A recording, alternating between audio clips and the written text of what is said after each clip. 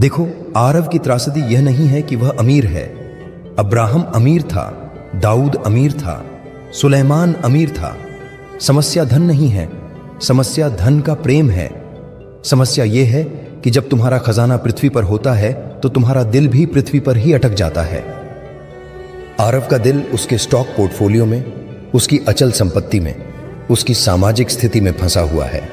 उसका दिल उड़ नहीं सकता, वह अनंत काल की चीजों के लिए धड़क नहीं सकता। मैं तुम्हें एक ऐसे जीवन के लिए बुला रहा हूं जहां तुम्हारा दिल स्वतंत्र हो। एक ऐसा जीवन जहां तुम चीजों का उपयोग कर सकते हो लेकिन चीजें तुम्हें उपयोग नहीं करती। एक ऐसा जीवन जहां तुम सफलता का आनंद ले सकते हो लेकिन तुम्हारी पहचान सफलता पर निर्भर नहीं करती। एक ऐसा जीवन जहां तुम विफलता का सामना कर सकते हो लेकिन तुम निराशा में नहीं डूबते, क्योंकि तुम जानते हो कि तुम्हारा मूल्य मुझ में सुरक्षित है, तुम्हारी परिस्थितियों में नहीं। यह एक आसान रास्ता नहीं है। मैंने कभी वादा नहीं किया कि यह आसान होगा। मैंने कहा कि स्वर्ग के राज्य का द्वार संकरा है और रास्ता कठिन है और कुछ ही लोग उसे पाते हैं। दुनिया का रास्ता चौड़ा और आसान है और बहुत से लोग उस पर चलते हैं।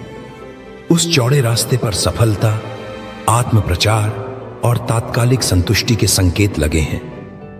उस रास्ते पर चलने के लिए किसी अनुशासन या त्याग की आवश्यकता नहीं है, लेकिन उसका अंत विनाश है।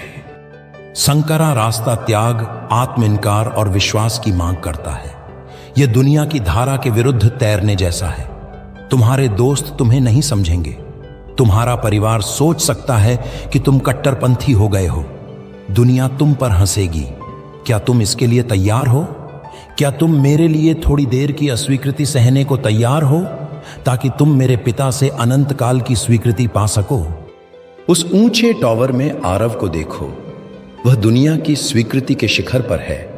हर कोई उसका नाम जानता है, हर कोई उसके जैसा बनना चाहता है, लेकिन मेरे पिता की नजर में वह खोया हुआ है। वह एक खोई हुई भेड़ है जो अपने झुंड से बहुत दूर भटक गई है। वह एक खोया हुआ बेटा है जो एक दूर देश में सुअरों के बीच जी रहा है, भले ही उसका देश सोने का बना हो। और मैं, अच्छा चरवाहा, उसे खोज रहा हूं। मैं आज तुम्हें खोज रहा हूं।